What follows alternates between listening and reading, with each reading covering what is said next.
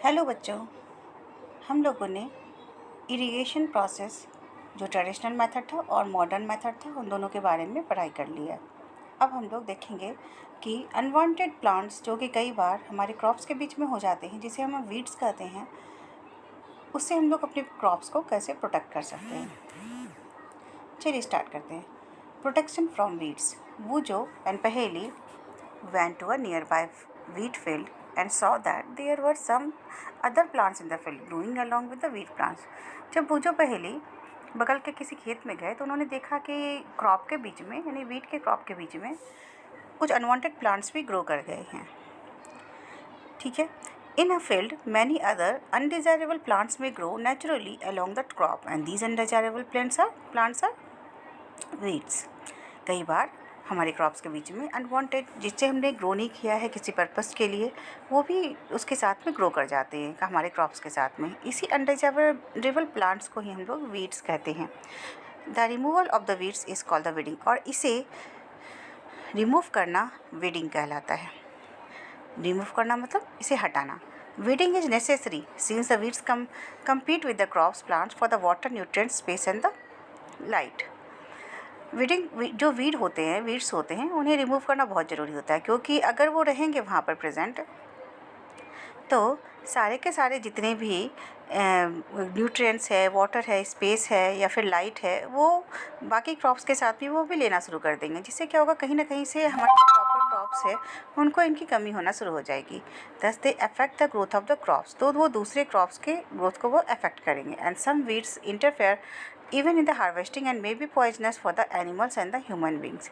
और जहाँ तक कि कहीं कुछ तो वीड्स ऐसे होते हैं जो कि हमारे जानवरों के लिए और साथ ही हमारे को जो हार्वेस्टिंग जो प्लांट निकलेंगे वहाँ पे पॉइजन भी क्रिएट कर देते हैं, और अगर वो गलती से भी हमारे शरीर के अंदर चले जाएँ तो हमें वो नुकसान पहुँचा सकते हैं।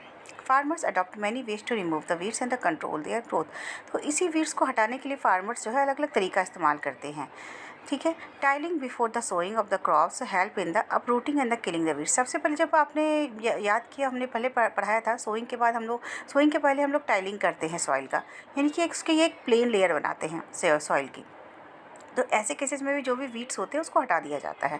ठीक है। विच में then dry up and the get mixed with the soil, और जब वो उखड़ जाते हैं हटा दिया जाता है वहाँ पर, को वहीं पे सूख करके एक तरह से न्यूट्रिएंट्स का भी काम कर जाएंगे सॉइल के लिए। The best time for the removal of the weeds is the before the produce the flower and the seeds. और उससे बेहतर समय ये होता है कि जब हम लोग कब वीड्स को हटाएं, जब फ्लावरिंग या सीड का प्रोडक्शन प्लांट में होना स्टार्ट हो गया है, तो उसके बीच में ही हम लोग, उसके पहले ही हम लोग सारे के सारे वीड्स को हटा दें, क्योंकि उस समय ज़्यादा न्यूट्रिशन की ज़रूरत होती है प्लांट को, और उस समय अगर हटा दिया जाए तो कम से कम वो सारे न्यूट्रिशंस उस प्लांट को फ्लावरिंग स्टेज में और सीडिंग स्टेज में मिल पाएगी। The manual removal includes the physical removal of the weeds by the uprooting और the cutting them close to the ground. अगर मैनुअल रिमूवल मतलब अगर कोई मैन उसको रिमूव कर रहा है अपने हाथों से, तो वो कटिंग करके निकाल सकता है उस ग्राउंड को, समय समय पे जहाँ पे अभी उसे वीड्स दिखे वो उसको हाथ से कटिंग करके निकाल सकता है। This is done with the help of the खुरपी। वो ज़्यादातर जो मैनुअल होते हैं, वो जो मैन होते हैं उसे खुरपी के द्वारा करते हैं। A seed drill is also use to uproot. कई बार सीड ड्रिल्स का भी इस्तेमाल करके हम लोग वीड्स को हटा सकते हैं। Weeds are also controlled by the using the certain chemicals called the weedicide. कई बार वीड्स को कंट्रोल करने के लिए हम लोग वीडीसाइड का भी इस्तेमाल करते हैं। कुछ एग्जाम्पल्स यहाँ पे दे रखे हैं, जैसे कि 2,4-D and these are the spread in the field to kill the weeds. और इन सबको को स्प्रेड कर दिया जाता है फील्ड पे, ताकि हम लोग जितने भी वीड्स हैं उसको किल कर सकें। They do not damage. लेकिन ये जो वीडीसाइड्स होते हैं हमारे जो क्रॉप है उसे डैमेज नहीं करेंगे। ये जो है the weedicides are the diluted with the water to extend the required and the spread the field with the sprayer. देखिए, ये इस वीडीसाइड्स को पानी में मिला करके डाइल्यूट कर दिया जाता है, यानी कि एक पानी का घोल मिक्सचर तैयार किया जाता है वीडीसाइड मिला करके, फिर उसके बाद उसको स्प्रे कर दिया जाता है फील्ड पर।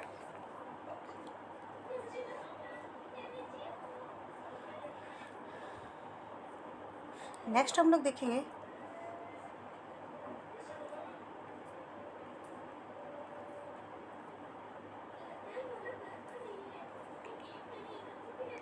देखिए जी, किस तरीके से इस फोटोग्राफ में ये दिखाया जा रहा है कि स्प्रेइंग ऑफ द वीड्स कर रहे हैं वीडीसाइड्स का, जो कि डाइल्यूट पानी में मिला करके इस मशीन के द्वारा इसमें किया जा रहा है।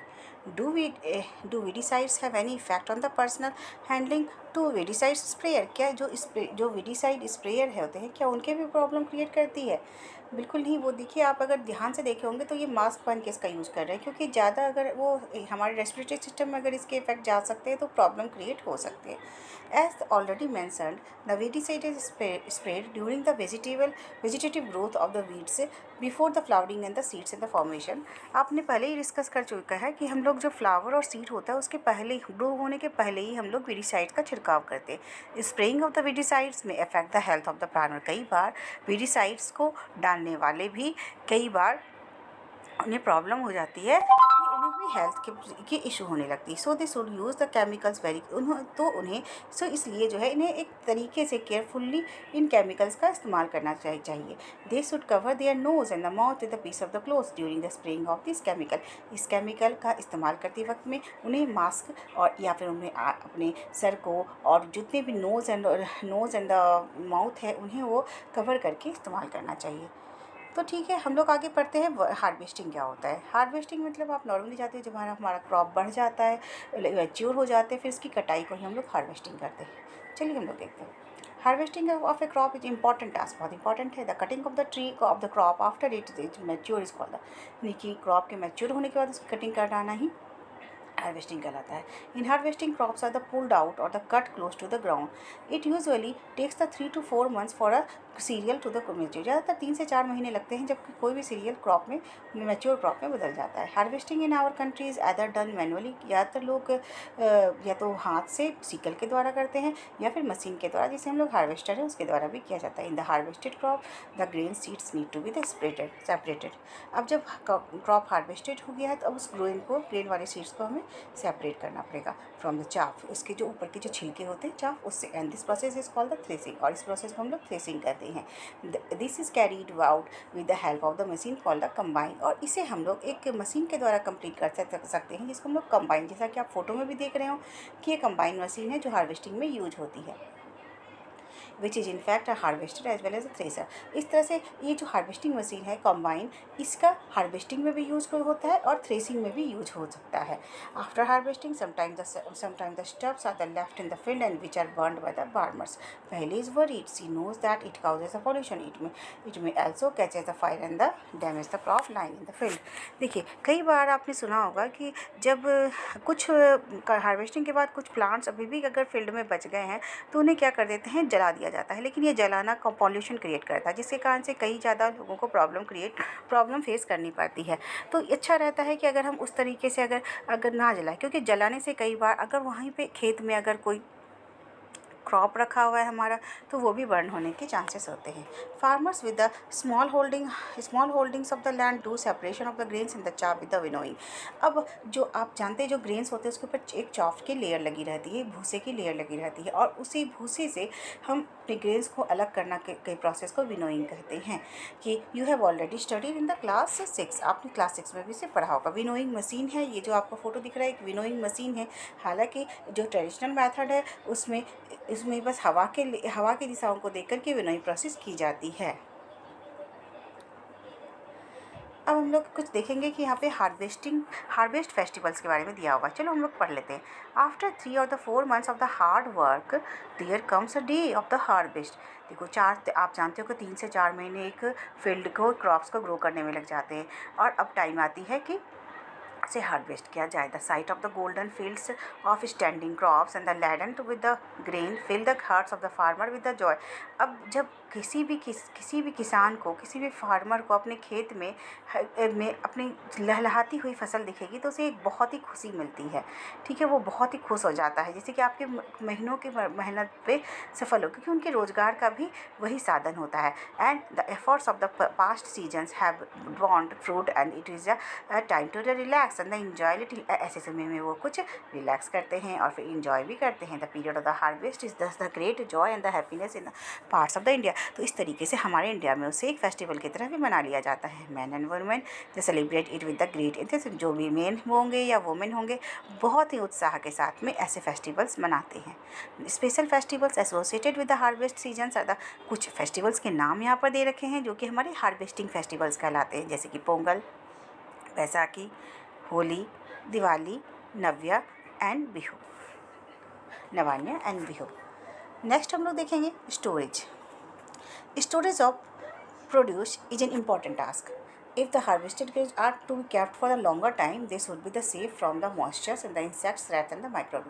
देखिए, हार्वेस्टिंग हमने कर लिया, हमने क्रॉप का प्रोडक्शन कर लिया, हमारा यील्ड भी बहुत अच्छा हुआ है, लेकिन अगर हम उसे प्रॉपर तरीके से इसके स्टोर नहीं करेंगे तो हमारे पूरे मेहनत पे पानी भी फिर सकता है। तो ऐसे केसेस में हमें इसमें मॉइस्चर इससे कैसे अपने ग्रेन्स को मॉइस्चर, इंसेक्ट, रैट्स या माइक्रोब से बचाने के लिए हमें बहुत सारे अच्छे उपाय करने पड़ते हैं।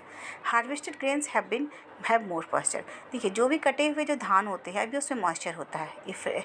If freshly harvested grains are the stored without the drying, they may get the spoiled and attacked by the organism, making them the unfit for the use of the germination. अगर हम लोग इन कच्चे धानों जिसमें ऑलरेडी कच्चे अनाज जिसमें पहले से मॉइस्चर है उसको डायरेक्ट अगर स्टोरेज में हम लोग डाल देंगे तो कई बार उसमें मॉइस्चर पकड़ लेती है और जो है माइक्रोब्स उसमें जर्मिनेट कर जाते हैं और जिसके कारण वो हमारा पूरा का पूरा अनाज ख़राब हो सकता है, स्पॉइल्ड हो सकता है।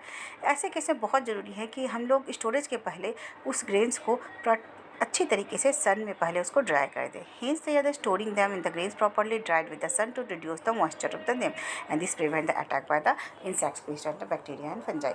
और अगर हम उसे सनलाइट में अगर अच्छी तरीके से ड्राई कर देते हैं और तो वो उसके मॉइस्चर निकल जाएंगे और ऐसे केस में कोई भी पेस्ट्स या इंसेक्ट्स या फिर बैक्टीरिया या फंगी मिल लगने से उसमें हम बचा सकते हैं।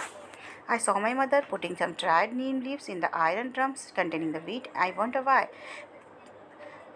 देखिए, यहाँ पे एक क्वेश्चन पूछा जा रहा है कि मैंने अपनी माँ को देखा है कि कई बार जब स्टोरिंग करती है हमारे अनाज में वीट्स को या फिर राइस को तो उसमें कुछ वो सूखे पत्तियों नीम की पत्तियों को डाल देती है। ऐसा क्यों होता है? क्योंकि आप जानते हो नीम की पत्तियों का एक मेडिसिनल यूज है जो कि किसी भी कीड़े मकोड़े को नहीं लगने देता है। ऐसे केसेस में अगर हम स्टोरिंग कर रहे हैं और उसमें नीम की पत्तियाँ डालते तो वो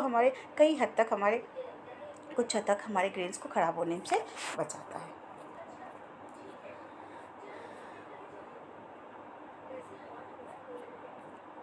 देखेंगे, farmers stores in the jute bags और द मेटेलिक बिन्स।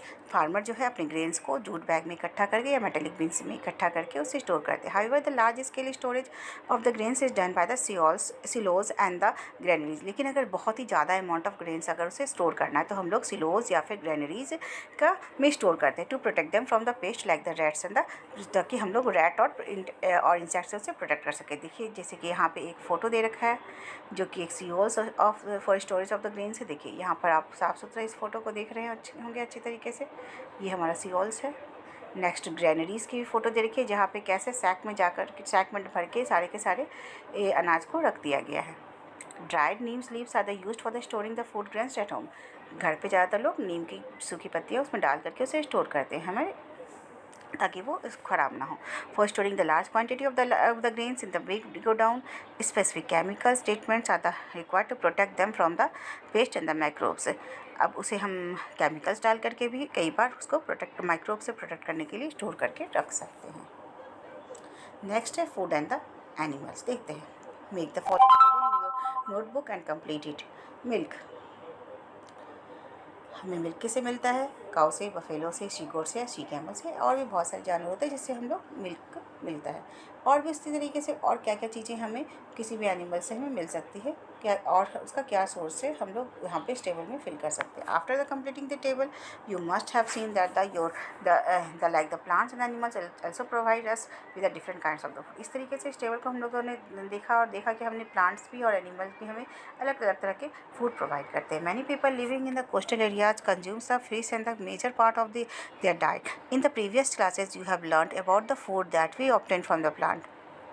देखिए, जो कि कोस्टल एरियाज़ में लोग रहते हैं, जो कि ये समुद्र के किनारे का एरिया होता है, यहाँ पे ज़्यादातर लोग फ़िश को खाना पसंद करते हैं क्योंकि वहाँ पे कोस्टल एरिया है, समुद्र है और वहाँ पे फ़िश की मात्रा भी ज़्यादा होती है, इसलिए वो अपने डाइट में फ़िश का यूज़ मैक्सिमम करते हैं। In the previous classes we have learned about the food that we obtain from the plants. हमने प्लांट्स से ऑब्टेन होने वाले फूड के बारे में भी पढ़ चुके हैं। We have just seen that the process of the crop production involves a number of the steps like the selection of the seeds, sowing. Similarly, the animals reared at the home or in the farm have to be provided with the proper food, shelter and the care. When this is done on a large scale, this is called the animal husbandry.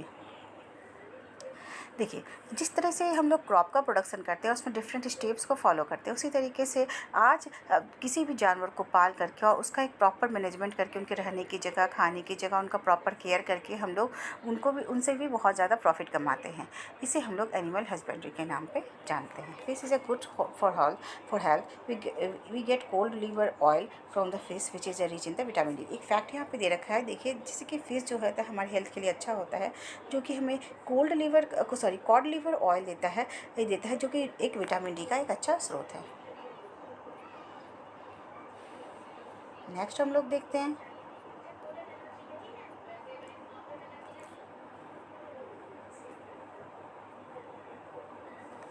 इस तरीके से हमारा chapter यहीं पे and होता है और हमने बहुत कुछ सीखा है इस चैप्टर के बारे में। जिसे हमने देखा, एग्रीकल्चरल प्रैक्टिसेस हमने सारे स्टेप्स सीख लिए हैं। एनिमल हस्बेंड्री के बारे में भी जस्ट हमने पढ़ा है। क्रॉप हमारा क्या होता है, फर्टिलाइजर्स हमने पढ़ लिया है, ग्रेनरी क्या होता है, हार्वेस्टिंग प्रोसेस क्या होता है, इरीगेशन क्या होता है, kharif crop, manure, plough, rabi crop, and the seeds क्या होते हैं, सिलोस क्या होते हैं, sowing, storage, threshing, weeds and the weedicides and the winnowing. इन सारी चीज़ों के बारे में हमने डिटेल स्टडी कर ली है।